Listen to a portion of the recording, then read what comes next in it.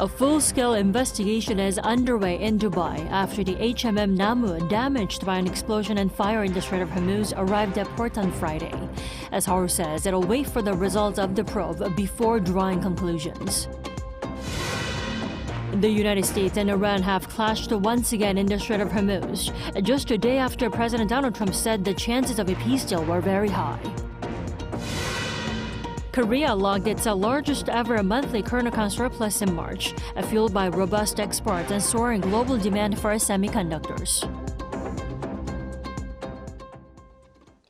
Just a day after U.S. President Donald Trump said a peace deal with Iran was within reach, the two sides exchanged a fire again near the Strait of Hormuz.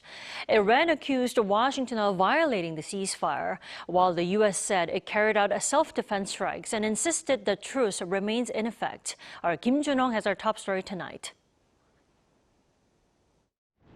The United States and Iran exchanged military strikes near the Strait of Hormuz on Thursday local time. Citing a senior U.S. official, Fox News reported that the U.S. military carried out airstrikes on Iran's Qeshm port and Bandar Abbas. Earlier in the day, Iran's semi-official news agency reported explosions around Qeshm Island near the Strait of Hormuz and in Bandar Abbas in southern Iran. Tehran accused Washington of violating the ceasefire. Iranian state media claimed the U.S. targeted two ships in the Strait of Hormuz and that, quote, enemy forces were hit by Iranian missiles and retreated. The exchange of fire was later confirmed by the U.S. military. U.S. Central Command said American forces intercepted unprovoked Iranian attacks and responded with self-defense strikes as U.S. Navy guided missile destroyers transited the Strait of Hormuz toward the Gulf of Oman. U.S. President Donald Trump also confirmed the strikes on social media, saying American destroyers were not damaged, but great damage was done to Iranian attackers. Speaking to ABC News, Trump said the incident was a, quote, love tap and said the ceasefire between the two countries was still in effect. He then pressed Tehran to move quickly on a proposed agreement. According to the New York Times, Trump urged Iran to quickly sign the agreement, then warned that one big glow would be seen coming out of Iran. The remarks referred to a one-page proposal from the United States that calls for reopening the Strait of Hormuz and suspending fighting for 30 days while broader negotiations continue. Meanwhile, the White House announced that Trump will deliver remarks in the Rose Garden at noon on Friday local time. However, no details were provided on the topic of the speech. Kim Jun-hong, Arirang News. In the meantime, a South Korean team has begun its investigation in the UAE into the cause of a detonation and ensuing the fire on a South Korean-operated cargo carrier in the Strait of Hormuz. Kim So-young has the latest. A cargo vessel operated by South Korean shipping company HMM, damaged by an onboard explosion and fire near the Strait of Hormuz, arrived at Dry Docks World Dubai, the Middle East's largest ship repair facility, on Friday. According to HMM and local officials, the vessel was towed from waters near Al-Quayan in the United Arab Emirates and reached the Dubai port area shortly after midnight Thursday, roughly 12 hours after towing operations began. South Korean authorities have launched a full-scale investigation into the incident, with on-site inspections now underway.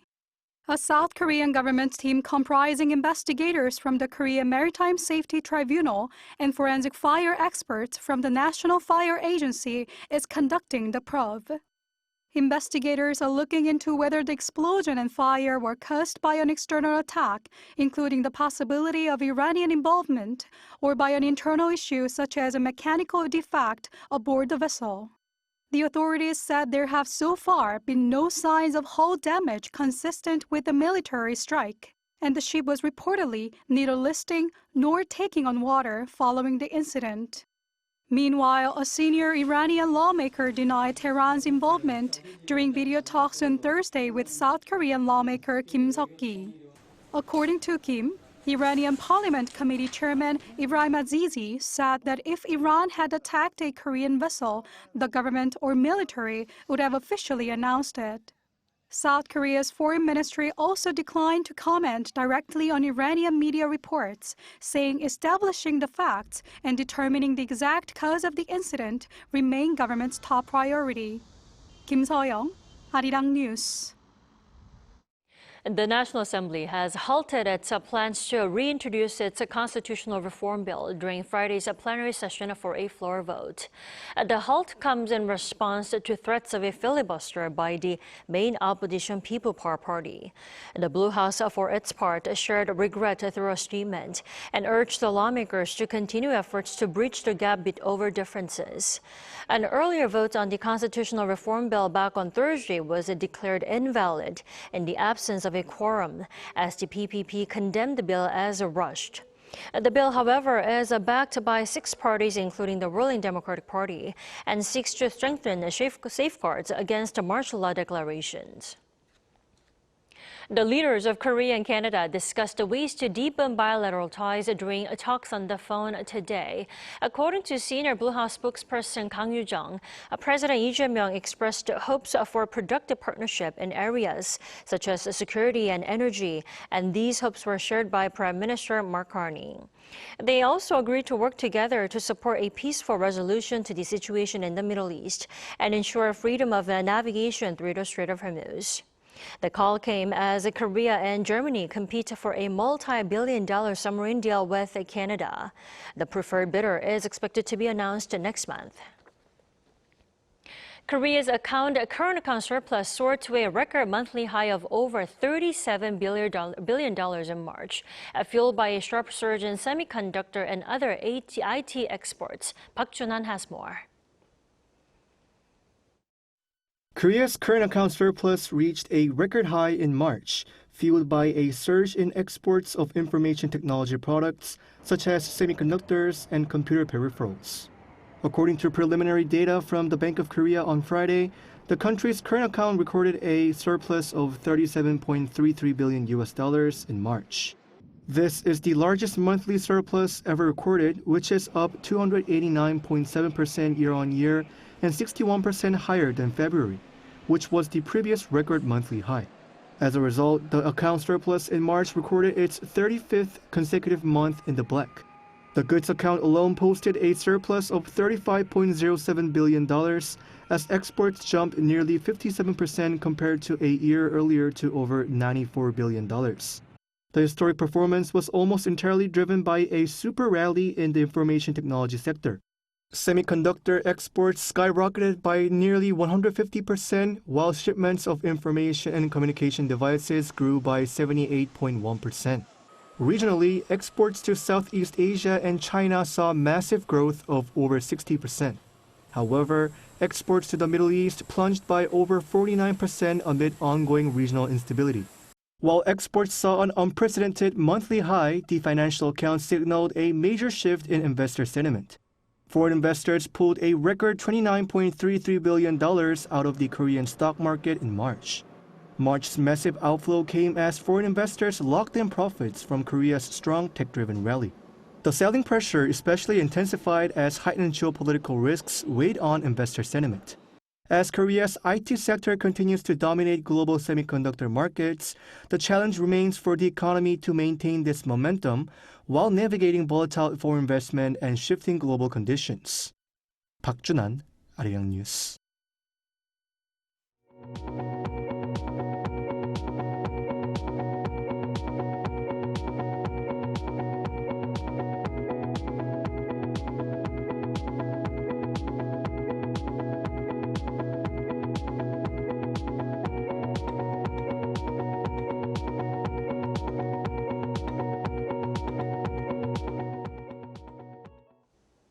A U.S. federal trade court has struck down U.S. President Donald Trump's 10% global tariff, a ruling he exceeded his legal authority in imposing it. Our Kim Do-yeon has the details. A U.S. federal trade court has ruled that President Donald Trump exceeded his authority by imposing a 10% global tariff on imported goods.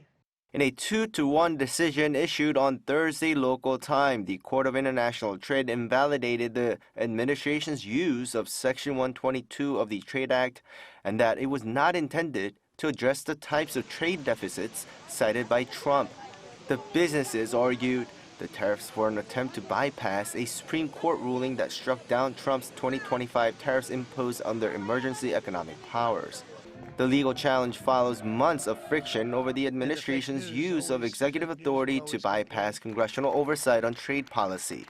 After the Supreme Court struck down an initial tariff round in February, the White House immediately invoked Section 122, citing a $1.2 trillion trade deficit recorded in 2024.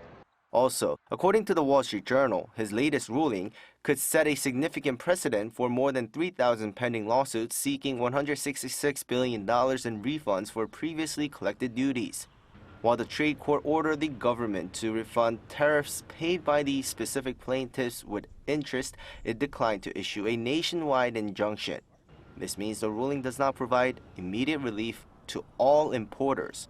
In the meantime, the 10% tariffs are scheduled to expire in July anyway, at which point the White House plans to transition to Section 301 of the Trade Act to target what it describes as unfair trade practices and excess industrial capacity. Responding to the ruling, the Blue House said on Friday local time that Korea will continue to closely monitor related developments while seeking to maintain a balance of interests under its current tariff deal with the U.S. An official noted that the ruling currently applies only to specific plaintiffs and pointed out that Section 122 tariffs are limited by law to maximum of 150 days. The Trump administration is expected to appeal the decision.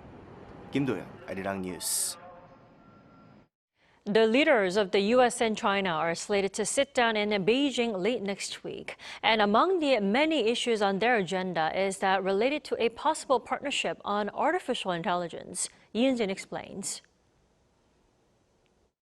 The leaders of the United States and China are set to meet next week. And according to the Wall Street Journal, citing people familiar with the matter, Washington and Beijing are weighing the launch of official discussions about artificial intelligence. This comes at a time when risks posed by AI are more threatening than ever.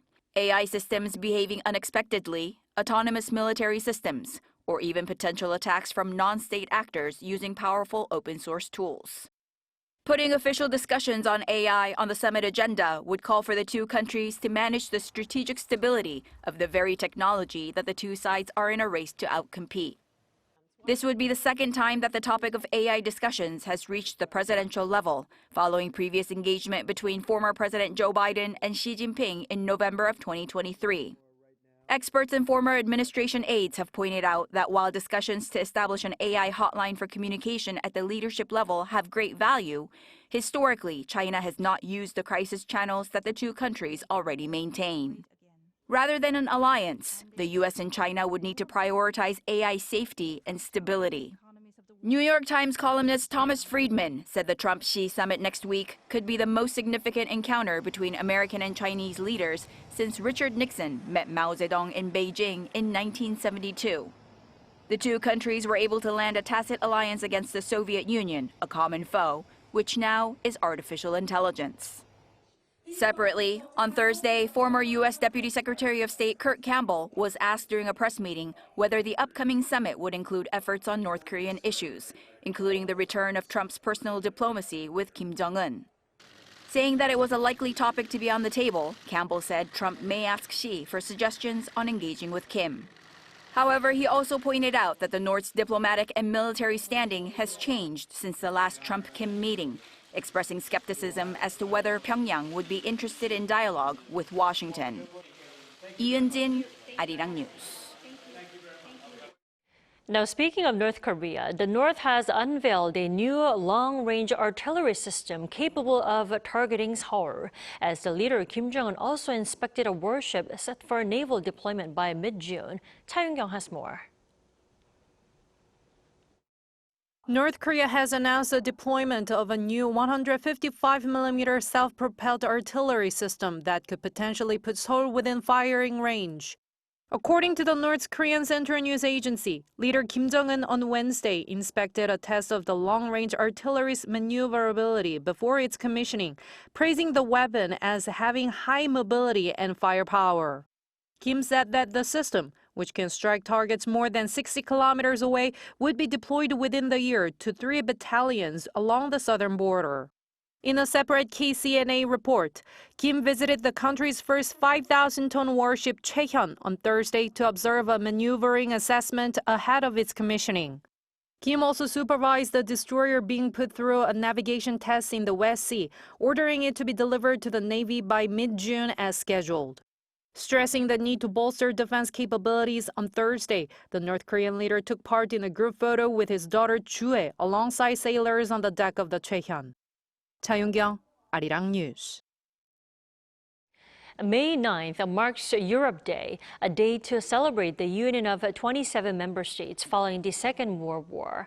Now, in the spirit of unity, the EU ambassador spoke with Arirang News to highlight how bilateral efforts with Korea are being made to build strength in times of uncertainty. Oh Soo-young tells us more. As global crises expose new vulnerabilities, South Korea and the European Union are building up a more resilient partnership. This is the second energy crisis we are experiencing in the span of only a few years. The first one for Europe, it was in the wake of the Russian aggression against Ukraine. Then we had to wean ourselves off oil and gas from Russia. But now, only a few years later, we see again our vulnerability vis-à-vis fossil fuel. Speaking to Arirang News ahead of Europe Day, EU Ambassador to Korea Ugo Astuto said recent crises highlight the need to accelerate the transition toward greener and more resilient economies. A leading diplomatic advocate in Seoul for making the green transition, Astuto said Korea and Europe are already closely cooperating with their green and digital partnerships launched in 2023. On the one hand, for instance, in the multilateral scene with the climate negotiation. And then bilaterally, focusing on some sectors that can be particularly promising. Let me mention batteries, where Korea is a major champion worldwide. Offshore wind, where the European Union can bring considerable expertise. Or the defining of the emission trading systems. Economic security is another joint concern. Last month, the European Commissioner for Trade and Economic Security visited Seoul, launching a new strategic dialogue on trade, supply chains and technology. We need to look at our vulnerabilities. We mentioned earlier energy. There are others, rare earth, just to mention one. And we need to look together how best to address these vulnerabilities, how to mitigate our dependencies, and how to foster our strategic autonomy. This year marks the 76th anniversary of the Schuman Declaration, which laid the foundations for the EU after World War II, growing from 6 members in the 1950s to 27 countries and roughly 450 million people today. The European Union is a project of peace. It's a project founded in respect for the rule of law, in respect for human rights, for international law, in the fact that might does not make right. And these are principles which are all the more relevant today, at least as relevant today as they were in the 1950s, as we face a more and more erratic world scenario where we see a return to imperial wars in Europe emanating from Russia. So we need to make it clear again our belief in these principles and values which can work for the global common good. Shared principles, he said, are drawing Korea and the EU closer together as like-minded democracies facing common challenges. He hopes to see a Korea-EU summit further expand the strategic partnership. Oh Soo-young, Arirang News. President Lee Jae-myung marked Parents' Day today with solemn words of comfort to the parents of firefighters and police officers who lost their lives in the line of duty. 사랑하는 자식을 먼저 떠나보내야 했던 그 슬픔 앞에서 어떤 말로도 위로를 다할 수 없음을 잘 압니다. 마지막까지 소임을 다했을 그 젊은 청년들의 숭고한 희생을 무겁게 기억하였습니다. Now, these words were shared during a related ceremony hosted by the Korean Senior Citizens Association earlier this morning. The President and First Lady Kim Hye-kyung also took time to engage in a gesture of gratitude, common during Parents' Day here that is the pinning of carnations on parents by their children.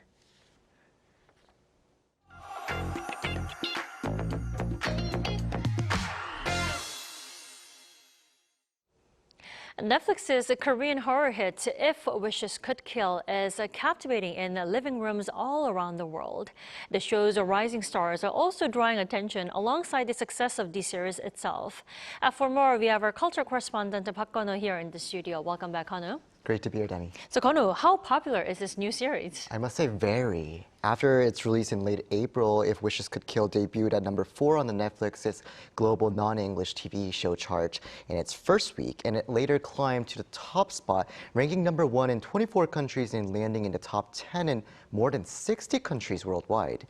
And as the series continues to gain momentum globally, its lead actors are also drawing increasing attention. And I recently had the opportunity to speak with one of the stars of the show, so let's first go meet him. A wish granted, but at the cost of your life. That's the chilling premise behind Netflix's latest Korean horror hit Kirigo, or If Wishes Could Kill, which climbed to the top of the platform's global non-English TV chart the second week after release. 우선 기리고가 지금 넷플릭스 1위를 차지했는데요. 먼저 너무 축하드리고요. 1위를 딱 처음 하셨을 때 어떤 기분이셨나요? When I woke up, my phone was flooded with congratulatory messages. I felt incredibly happy and thought to myself, wow, so this is what this kind of feeling is like. One of the standout factors behind the series' success is its cast, which is largely made up of rising actors, including Hyun Woo-seok. Hard work behind the scenes became one of the driving forces behind the show's popularity. Since this was such a major production, I initially felt huge pressure, but was able to overcome it thanks to the support of my fellow actors and the staff. I even arrived early on set to study coding with my teacher, which helped make my performance more convincing. One critic said the appeal of new faces may have resonated even more strongly because the series was released on a streaming platform. The new faces helped maintain viewer immersion, while the strong storytelling kept audiences engaged. Unlike theaters, streaming series rely less on star power and more on the quality of the story and acting. Insiders also say the uniquely Korean horror elements have resonated with global audiences. Factors like shamans gave the series its own distinct identity, and I think that became one of its biggest strengths. Of course, horror is about fear and jump scares, but beyond that, viewers also connected with the characters' relationships and chemistry. The series combines traditional Korean shamanism with modern digital devices to create fear in a very contemporary way. The idea of making wishes through a smartphone app in exchange for death feels both like a survival game and a modern take on exorcism, which appears to be resonating strongly with overseas viewers. The critic added that the future of K-horror lies not only in jump scares, but in compelling storytelling and detailed world building. And judging by the global response so far, audiences around the world may already wish for what Korean horror has to offer next, even a season 2 for Kirigo. You know, whenever there's a popular series like this, many viewers wonder if there'll be a second series, and this is no different, I'm sure. Right, so especially as there was a sort of teaser at the very end of the last episode. Also, director Park Hyun-seo recently said he has considered a second season and that it could become a reality if the first season performs well, which it already has. The cast has also expressed excitement about the possibility of another season, including Hyun Woo-seok. If there's a second season, I'd absolutely love to be part of it. I'm also very curious about where the story could go next, whether the curse tied to the app would return again. As for Ha-jun's feelings for Seo, I just hope Seo at least recognizes his feelings a little. I still think there is a certain charm to Ha-jun quietly loving Seo from afar. Well, I hope that's not a spoiler for our viewers. Now, speaking of K-horror, 살목지, The Whispering Water, is also continuing to gain more popularity after a month of its release, right? That's right. So, 살목지 continues its strong run at the box office, drawing more moviegoers to theaters. And the film has attracted over 2.8 million moviegoers, becoming the second highest grossing Korean horror film of all time. It has even surpassed Gonjiam Haunted Asylum, which drew more than 2.6 million viewers in 2018, and it's now racing towards the 2003 film A Tale of Two Sisters, which earned over 3.1 million. With Korean horror finding success on both the big and small screens recently, experts say the genre itself has been evolving. K-horror has become more diversified and sophisticated. Rather than relying solely on traditional horror elements, newer works are focusing more on immersive storytelling and stronger narratives, which are resonating with audiences both in Korea and overseas. Yoon added that future horror films and dramas should continue following this successful formula, casting emerging actors and new directors to keep production costs lower while strengthening storytelling and suspense. I see. Interesting. Konu, thanks for coming in tonight and for the coverage. Always a pleasure.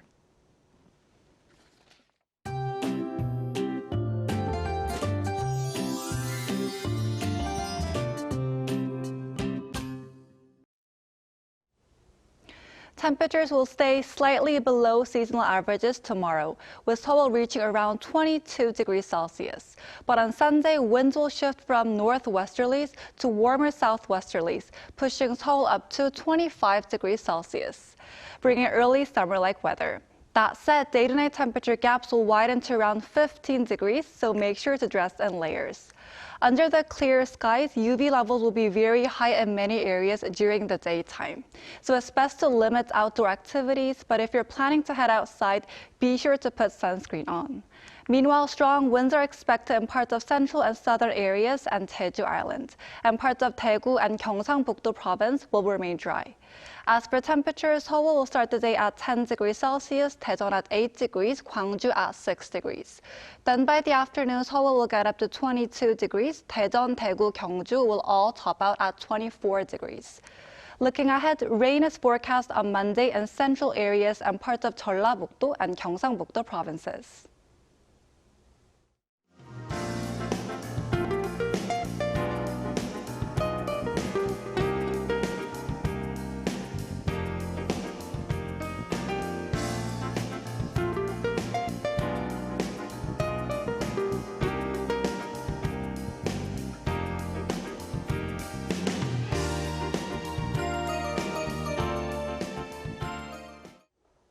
That is all we have for tonight. I'm Kim Dami. From all of us here at Arirang, thanks for watching and good night.